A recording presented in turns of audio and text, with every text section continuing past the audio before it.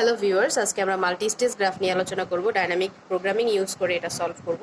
গত ভিডিওতে dynamic programming নিয়ে সিম্পলি কিছু আলোচনা করেছিলাম। আজকে এটার application multi stage graph solve করব। তো ফার্স্টলি হচ্ছে মাল্টি স্টেজ গ্রাফটা কি? মাল্টি স্টেজ গ্রাফটা হচ্ছে একটা ডিরেক্টেড ওয়েটেড গ্রাফ।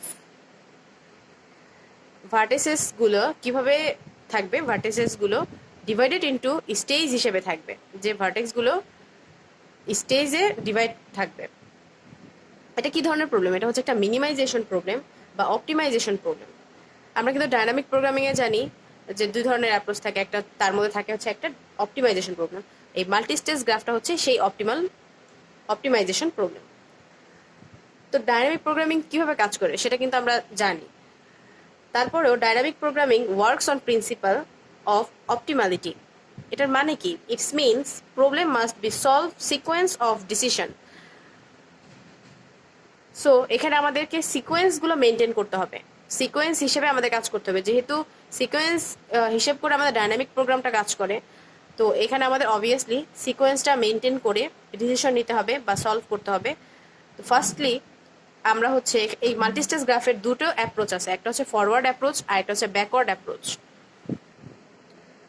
যখন আমরা সলভ করব আগে হচ্ছে জাস্ট ডিস্টেন্স আর কস্টটা আমরা বের করব ব্যাকওয়ার্ড অ্যাপ্রোচ দিয়ে। দেন যখন আমাদের ডিসিশন মেকিং নিয়ে সলভ করতে হবে ডাইনামিক প্রোগ্রামিং এর রুলস অনুযায়ী, তখন আমরা ফরওয়ার্ড অ্যাপ্রোচটা অ্যাপ্লাই করে পাথ বের করব আর এটা সলভ করব। তো মাল্টিস্টেজ গ্রাফ থেকে আমরা কি বের করব?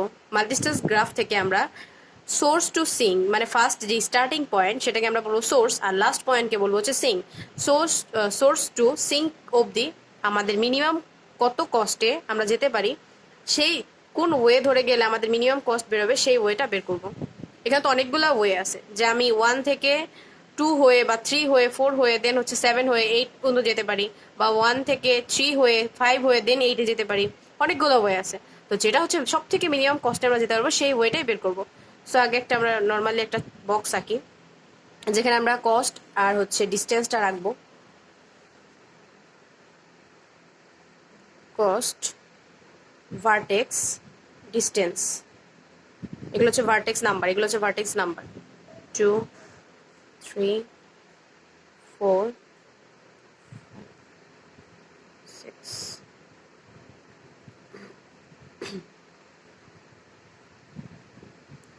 নাও আমরা ব্যাকওয়ার্ডটা কেন ইউজ করব? যেখানে কিন্তু ব্যাকওয়ার্ড থেকে যদি শুরু করি দেখা যাবে এখানে একটাই ওয়ে আছে। সো 8 থেকে 8-এর ডিস্টেন্স, মানে সিঙ্ক টু সিঙ্কের ডিস্টেন্স কত হবে? অবভিয়াসলি 0। কস্ট কত হবে? ডিস্টেন্স, সরি কস্ট, 8 থেকে 8-এ যাওয়ার কস্ট হচ্ছে 0 আর ডিস্টেন্স 8 হবে। তো এখানে আমরা লিখি, লেখার জন্য কস্ট অফ, আমরা কস্ট যেহেতু মিনিমাম বের করবো তো সেটা হচ্ছে নেক্সট দেখবো কত number stage, stage number 4, vertex number কত? 8, এর কস্ট কত? Cost of 4 stage 8 vertex is 0। এটা গেল একটা, এটা হচ্ছে ফার্স্ট স্টেজের জন্য বা লাস্ট স্টেজ। আমরা যেহেতু ব্যাকওয়ার্ড অ্যাপ্রোচ থেকে এই ডিস্টেন্স আর কস্টটা বের করছি তাই লাস্ট স্টেজ। দেন হচ্ছে কস্ট অফ, এই 4th স্টেজটা কিন্তু শেষ হয়ে গেল, এখন আমরা থার্ড স্টেজে যাব। থার্ড স্টেজে কে কে আছে? 5, 6, 7।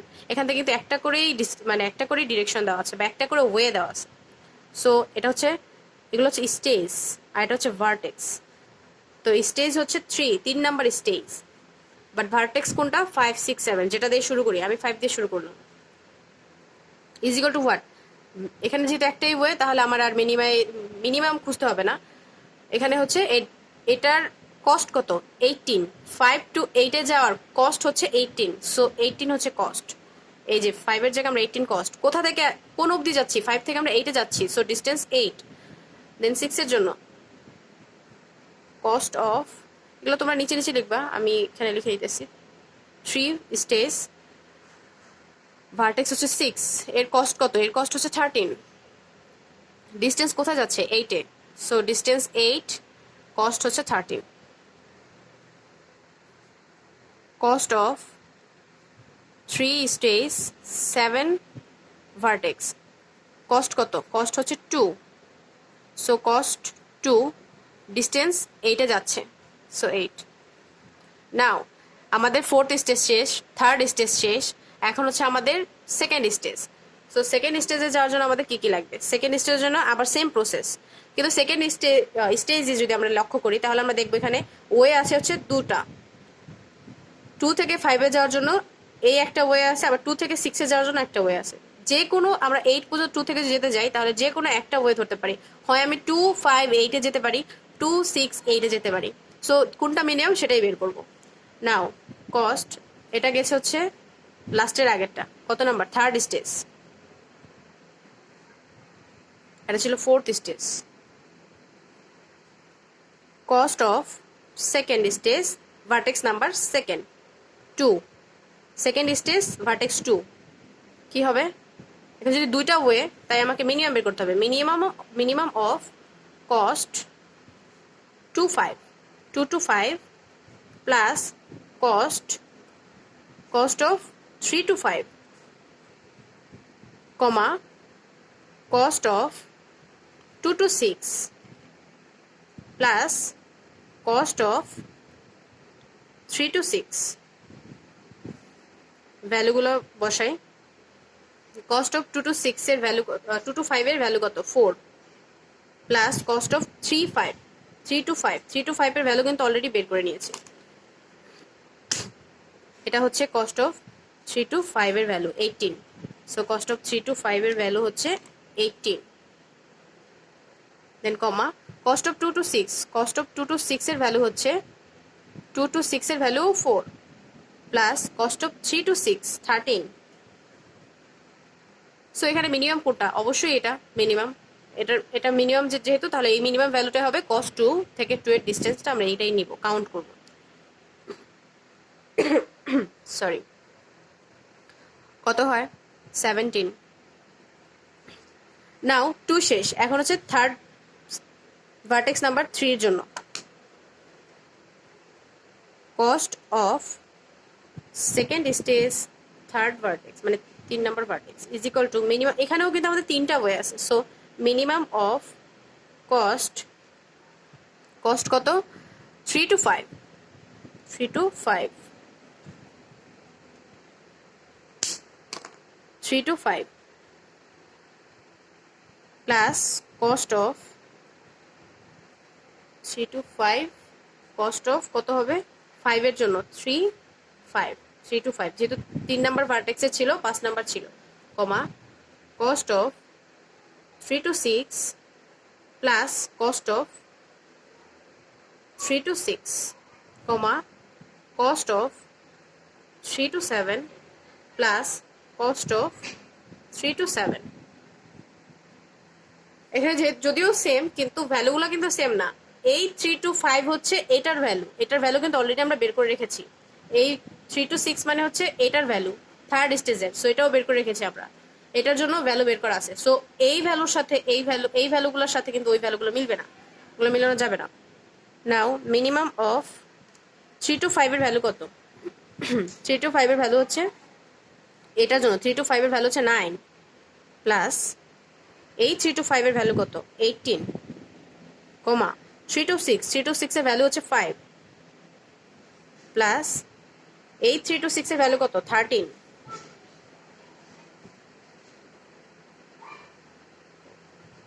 কস্ট 3 to 7 এর 10 প্লাস কস্ট 3 to 7 এর ভ্যালু ছিল 2। সো এখান থেকে মিনিমাম কোনটা? যদিও আমি জাস্ট পেজ উল্টালে সমস্যা হবে, এই কারণে আমি এখানে করতেছি, আমাকে কিপটা হওয়ার কোনো কারণ নেই। যাই হোক, এখান থেকে হচ্ছে সব থেকে বড় ছোট ভ্যালু কোনটা দেখে বোঝা যাচ্ছে এটা। সো 12 হচ্ছে মিনিমাম কস্ট।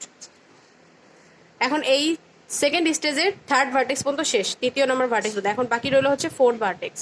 এই ফোর্থ ভার্টেক্সটার জন্য বের করবো। ফোর্থ ভার্টেক্সে একটা মাত্র ডিরেকশন, সো আমাদের এটা ঝামেলা একটু কম। Cost of second stage 4 vertex is equal to minimum of cost of 4 to কত? 4 to 7, cost of 4 to 7 plus cost of 3 to 7। 4 to 7 এর ভ্যালু কত? 4 to 7 এর ভ্যালু ছিল 2 আর 3 to 7 এর ভ্যালু ছিল 2। মিনিমাম অফ কস্ট অফ 4 জন্য 2 plus cost of 3 value হচ্ছে 2 ছিল, এই যে 3 to 7 এর ভ্যালু ছিল 2, সো মিনিমাম হচ্ছে 4, 2 + 2 4। তো আমাদের fourth stage, third stage, second stage শেষ। এখন হচ্ছে ফার্স্ট স্টেজ। ফার্স্ট স্টেজ থেকে আমরা 2, 3, 4 যেখানেই যেতে পারি যাব। Now cost of first vertex, first stage, এটা হচ্ছে stage number, first vertex number, এটা ভার্টেক্স নাম্বার। নাও এখানে কয়টা ওয়ে আছে? এখানে হচ্ছে 3টা ওয়ে। সো 3টা ওয়ের জন্য হচ্ছে minimum of cost of 1 to 2 plus 1 to 2 plus 2 to 2 হবে, তো খুব বড় হয়ে গেছে।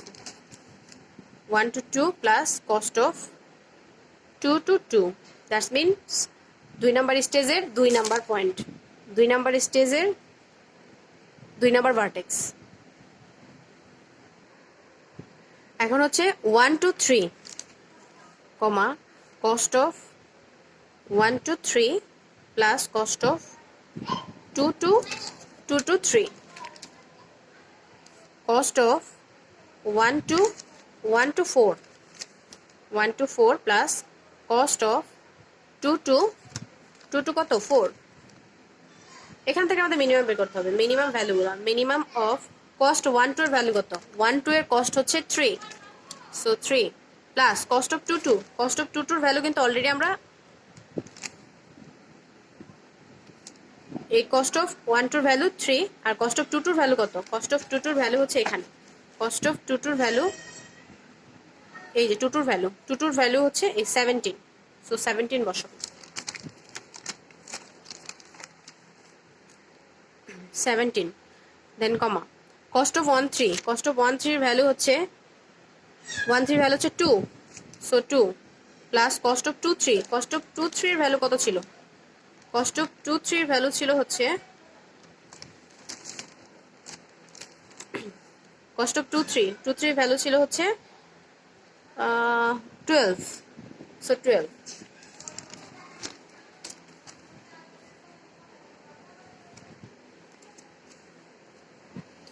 নাও 1 4 এর ডিস্টেন্স কত বা কস্ট কত ছিল? কস্ট ছিল হচ্ছে 3, 1 4 এর 3 plus cost of 2 4, cost of 2 4 এর ভ্যালু কত ছিল? কস্ট অফ 2 4 এর ভ্যালু এখানে আমরা বের করেছি 4। এইখান থেকে মিনিমাম কোনটা মনে হয় দেখে? অবভিয়াসলি এটা মিনিমাম, সো মিনিমাম হচ্ছে 7। এই ভ্যালুগুলো এখন আমরা এই বক্সটার ভিতরে বসাবো, বসিয়ে দিই।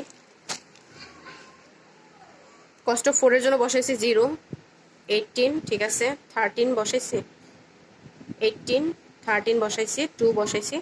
এখন হচ্ছে 2 2 এর জন্য, 2 এর জন্য আমরা বসাবো কোথায়? 2 এর বসাবো হচ্ছে 17, 2 এ হচ্ছে 17, বাট কোথায় যাবে? এই 17 হচ্ছে লাস্টের ভ্যালু, সো এটা না এটা, সো এখানে 6 হবে, 6 এ যাবে, 2 থেকে 6 এ 70। দেন কস্ট 3 এর জন্য কত? এই 3 পয়েন্টের জন্য বসাবো হচ্ছে 12, কিন্তু কোথায় যাবে?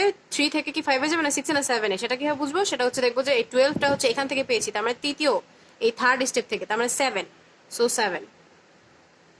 দেন 4 এর জন্য এখানে কত পেয়েছি আমরা? কস্ট 4 পেয়েছি, 4 পাইছি, 4টা এখানে বসাবো। 4 এর জন্য এখানে কি ছিল, কি ছিল? এখানে কিন্তু একটাই ছিল, 4 এর জন্য বেশি কিছু ছিল না, একটাই মাত্র ছিল, তার মানে 7, সো 7।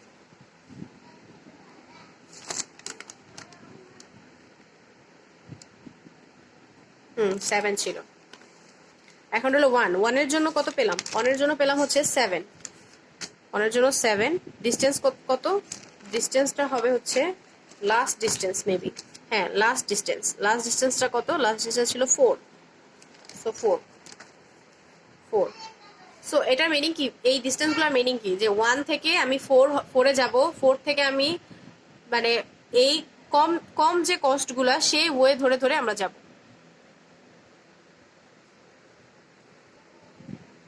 এতক্ষণ আমরা এই ডিস্টেন্স আর কস্টটা বের করলাম ব্যাকওয়ার্ড অ্যাপ্রোচ দিয়ে, যেহেতু আমাদের ডাইনামিক প্রোগ্রামিং বলে যে সিকোয়েন্স অফ ডিসিশন হয়ে আমাদের এটা সলভ করতে হবে এই অপটিমাইজেশন প্রবলেমটা। সো এখন হচ্ছে আমাদের সিকোয়েন্স মেনটেন করতে হবে। সিকোয়েন্সটা আমরা কীভাবে মেনটেন করবো সেটা হচ্ছে এখন ডিস্টেন্সগুলো ক্যালকুলেট করব। এই ডিস্টেন্সগুলোই নিব, কিন্তু পাথ বের করব। পাথটা কীভাবে বের করবো? পাথগুলো বের করার জন্য distance of one first stage to one vertex থেকে ওয়ান ভার্টেক্সের ডিস্টেন্স কত? ওয়ান ভার্টেক্সের ডিস্টেন্স ছিল 4, সো 4 ইউজ করবো এখানে।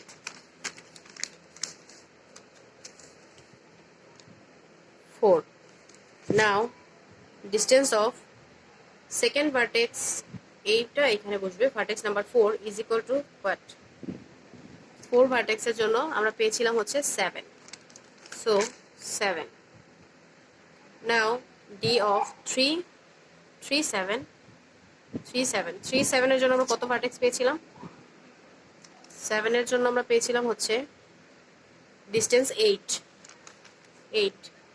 আর এইটি কিন্তু আমাদের সিঙ্ক মানে হচ্ছে লাস্ট এন্ডিং পয়েন্ট, আর ফার্স্ট পয়েন্ট ছিল হচ্ছে 1। সো আমরা কোন কোন ওয়ে ধরে যাব? 1 to 4, দেন যাব হচ্ছে 4 to 7, 7 to 8। এটাই হচ্ছে আমাদের মিনিমাম পাথ। সো আমাদের পাথ হবে হচ্ছে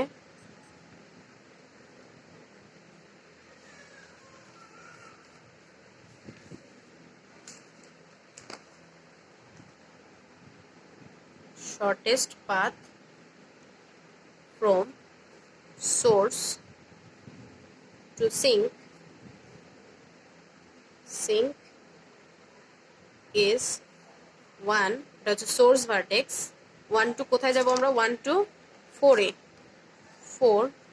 4 to 7, 7 to 8। এটাই হচ্ছে আমাদের শর্টেস্ট পাথ। এর থেকে মিনিমাম পাথ এই গ্রাফটার মধ্যে নাই। যদি তোমরা একটু খুঁজে দেখো বা একটু জাজ করে দেখো, অ্যাজ লাইক হচ্ছে কাউন্ট করে দেখো, ধরো 1 থেকে 8 এ যাওয়ার জন্য আমাদের সব থেকে নিম্ন অ্যাজ লাইক হচ্ছে, ধরো আমরা যদি এটাকে ঢাকা ধরি, এটা যদি নারায়ণগঞ্জ ধরি, আর যদি ধরি যে এই ওয়েগুলো ধরে আমরা নারায়ণগঞ্জ যেতে পারি, এই ওয়ে টু এই ওয়ে এভাবে যেতে পারি, এই ওয়ে টু এভাবে যেতে পারি, আবার এই ওয়ে ধরে এভাবে যেতে পারি, আবার এই ওয়ে ধরে এভাবে যেতে পারি। সো এইগুলোর মধ্যে যেটা সব থেকে মিনিমাম কস্ট, আমাকে সব থেকে বেশি টাকা লাগবে যেতে, আমি তো সেটাই সেই ওয়ে ধরে যাব অবশ্যই। তো এখানে যদি 1 to 8 আমরা যাই, দেখো এই ওয়ে ধরে যদি আমরা যাই, এই যে লাস্ট যে আমরা পাথটা বের করলাম 1 4 7 8, এই ওয়েটা ধরে যদি আমরা যাই তাহলে কত হয় আমার খরচ? 3 5 to 7, 60 টাকা খরচ হয়। ঢাকা টু নারায়ণগঞ্জে এই ওয়ে ধরে গেলে আমরা 60 টাকা খরচ করব। আর এই ওয়ে ধরে গেলে কিন্তু এখানে 18 আছে, তার মানে অনেক বেশি, এটার থেকে অনেক বেশি। আবার এই ওয়েটা না ধরে এই ওয়েটা যদি ধরি তাও কিন্তু 13, অনেক বেশি 7-এর থেকে। বা এই ওয়ে ধরে গেলেও বেশি, এই ওয়ে ধরে গেলেও বেশি। কাউন্ট করে দেখো, মিনিমাম হচ্ছে এটাই। সো শর্টেস্ট পাথ এই মাল্টিস্টেজ গ্রাফটাই মেনলি যে সব থেকে মিনিমাম কস্টে আমরা কোন ওয়ে ধরে গেলে সোর্স টু সিঙ্কে পৌঁছাতে পারবো। আর মিনিমাম কস্ট আমরা বের করে ফেলেছি, মিনিমাম পাথ যেটা 1 4 7 8, এই ওয়ে ধরে গেলে আমাদের মিনিমাম কস্ট পাবো। এখন হচ্ছে ক্যালকুলেট করে হিসাব করে যদি আমরা যোগ করি তাহলে কিন্তু আমরা already 7 pi. Some of cost is equal to is কত হবে? এখানে ছিল হচ্ছে ওদের 3 2 plus 2, 3 plus 2 plus 2, যেটা 3 2 2, সো 7। তো মিনিমাম কস্ট কত? এটাই হচ্ছে মিনিমাম কস্ট।